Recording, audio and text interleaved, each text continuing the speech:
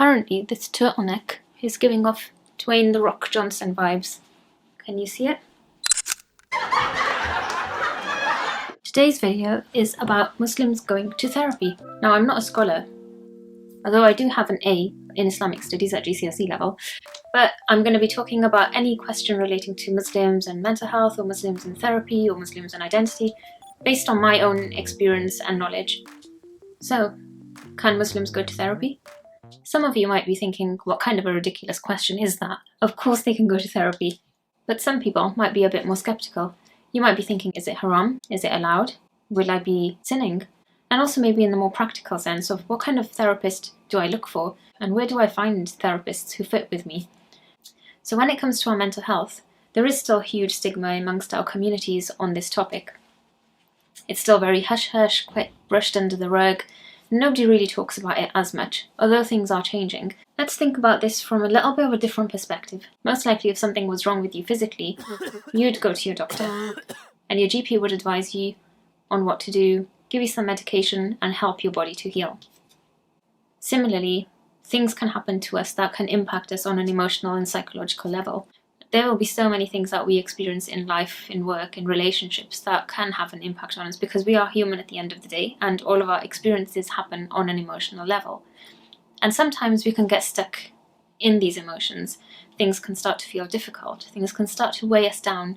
We might start feeling that, okay, actually, I'm not feeling happy anymore. Or I'm starting to think really negatively about things. I'm feeling really hopeless, or I'm feeling really anxious. Or I keep getting nightmares and flashbacks about things that have happened in my childhood. All of these things are really important to get support for. Whether you're Muslim or not Muslim, we all have these experiences because we're human.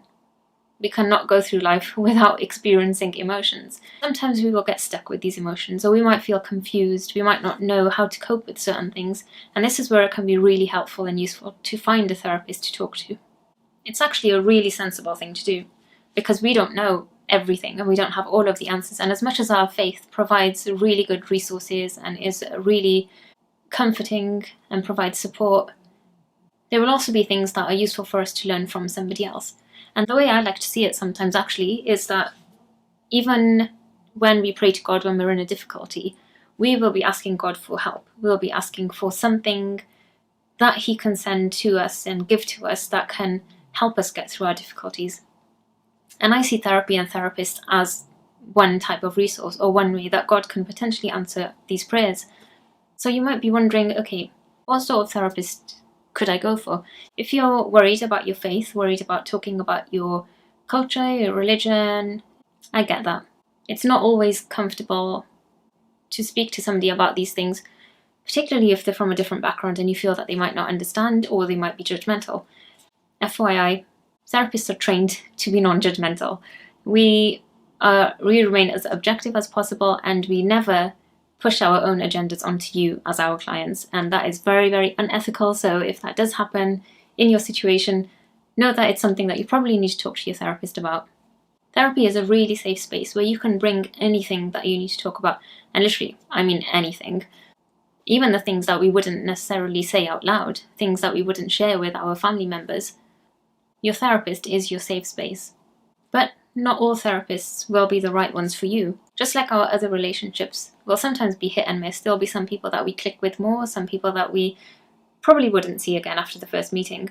It's similar with our therapists, so it's important that you find someone who you gel with, because the relationship is really, really important part of the therapy. And if you feel, okay, this therapist is not right for me, you are well within your right to bring that up, maybe have a discussion about it, see if anything can be changed in that relationship, and if not, you can end the therapy and find somebody else.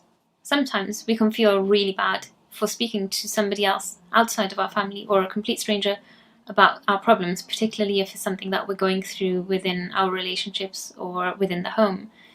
This is something that I feel comes from a sense of expectation, I guess, that we should keep problems within the family, or we should not talk to other people about the things that are wrong and we should only speak to God about them, or a kind of guilt, maybe a responsibility that we feel that, oh my gosh, I can't talk about my family, or I can't talk about my religion, what will somebody think, or I have to protect my family, I have to protect my faith. But actually these are not your sole responsibility. you need to be looking after yourself. Inadvertently, when you're getting support for yourself and you start to feel better, you'll notice that your relationships and your home life is actually getting easier, and maybe you're able to enjoy things a bit more, you're able to be more present in your relationships because you're doing the work internally, which is going to show itself on the outside as well. Many people actually feel going to a therapist, even if they're non-Muslim, can sometimes have an effect of strengthening their own faith. Don't ask how it happens, but it can. There are actually a lot of overlaps between therapy and Islam, which I'll probably leave for another video. But if you're feeling a bit apprehensive and not really sure about going to somebody who is religiously or ethnically different to you, there are actually a whole host of Muslim therapists and ethnic minority therapists popping up all over the place, which is amazing, and I will pop some links to some directories below.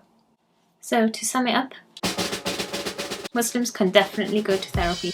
I think it's one of the things that will help us develop as a community when we can start to look at things that we might be suppressing and hiding, things that we might feel judged for within our families and our cultures, because the more we suppress things, the worse they become, and the more it impacts on us mentally, emotionally, and physically as well.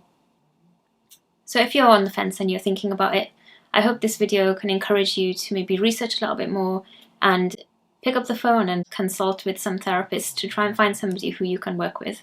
If you're still a bit unsure, or you still have questions, maybe something doesn't quite make sense, or you're not really convinced that this is actually okay, please leave a comment or ask me a question below and I will get back to you.